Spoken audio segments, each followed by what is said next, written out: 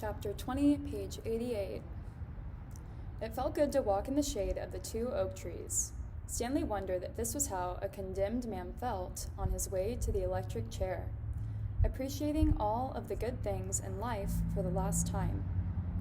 They had to step around holes to get to the cabin door. Stanley was surprised to see so many around the cabin. He would have expected the warden to not want the campers digging so close to her home, but several holes were right up against the cabin wall. The holes were closer together here as well, and were of different shapes and sizes. Mr. Sir knocked on the door. Stanley still held the empty sack. "Yes," the warden said, opening her door. "There's been a little trouble out on the lake," Mr. Sir said. "Caveman will tell you all about it." The warden stared at Mr. Sir for a moment. Then her gaze turned toward Stanley. He felt nothing but dread now. "Come in, I suppose," said the warden. "You're letting the cold out."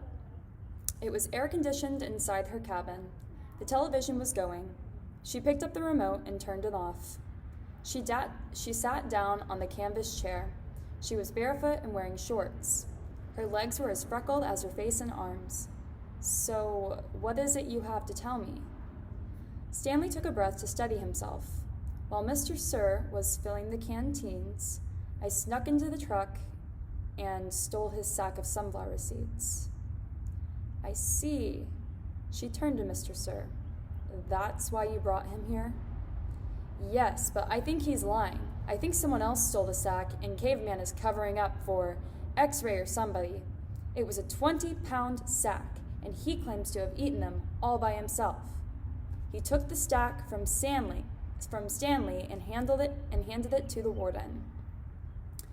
"I see," the warden said again. "The sack wasn't full," said Stanley, "and I spilled a lot. You can check my hole." "In that room, Caveman, there's a flowered case.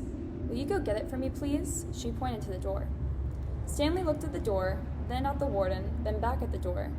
He slowly walked towards it. It was a kind of dressing room with a sink and a mirror. Next to the sink, he saw the case, white with pink roses. He brought it back out to the warden, and she set it on the glass coffee table in front of her. She unclasped the latch and opened the case. It was a makeup case. Stanley's mother had one similar to it. He saw several bottles of nail polish, polish remover, a couple lipstick tubes, and other jars and powders. The warden held up a small jar of dark red nail polish. "You see this, Caveman?" He nodded. "This is my special nail polish. Do you see the dark, rich color? You can't buy that in any store. I have to make it myself." Stanley had no idea why she was showing it to him. He wondered why the warden would ever have the need to wear nail polish or makeup. "Do you want to know my secret ingredient?" He raised and lowered one shoulder. The warden opened the bottle. Rattlesnake venom. With a small paintbrush, she began applying it to the nails on her left hand. It's perfectly harmless when it's dry. She finished her left hand. She waved it in the air for a few seconds, then began painting the nails on her right hand. It's only toxic while it's wet. She finished painting her nails, then stood up. She reached over and touched Stanley's face with her fingers. She ran her sharp, wet nails gently down his neck. He felt his skin tingle.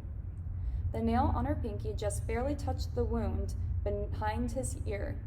A sharp sting of pain caused him to jump back. The warden turned to face Mr. Sir, who was sitting on the fireplace hearth. "So, you think he stole your sunflower seeds?"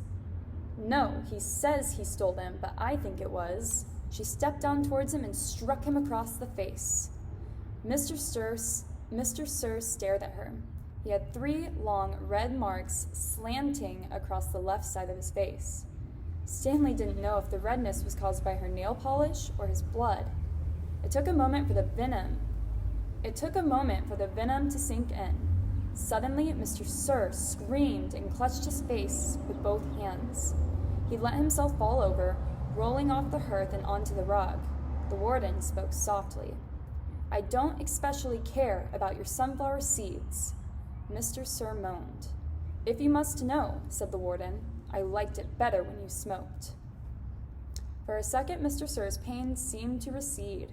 He took several long, deep breaths. Then his head jerked violently, and he let out a shrill scream, worse than the one before. The warden turned to Stanley. "I suggest you go back to your hole now." Stanley started to go, but Mr. Sir lay in the way.